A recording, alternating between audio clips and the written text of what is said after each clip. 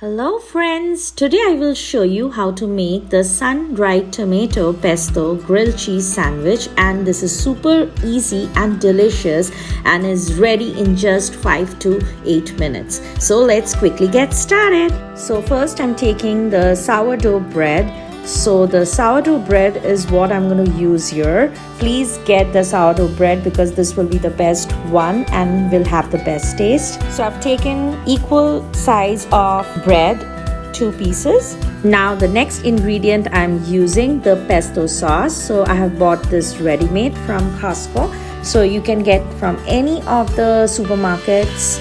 This pesto sauce is ready available and is very fresh. So I'm spreading this pesto sauce nicely in 2 sides of the bread. Then the next one is the sun-dried tomatoes. These also I've bought it from Costco. These are really nice. These sun-dried tomatoes are also dipped in olive oil. So I'm also using a little bit of olive oil, spreading them nicely and evenly. Now the next ingredient is the cheese. So I'm using nicely shredded parmesan cheese. You can use any cheese of your choice, and then just covering the bread. Now applying butter on each side of the bread.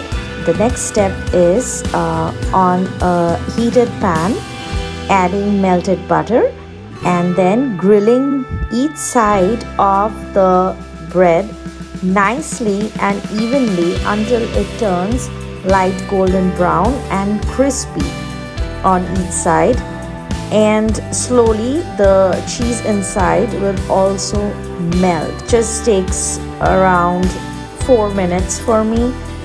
I'm adding more butter to the bread.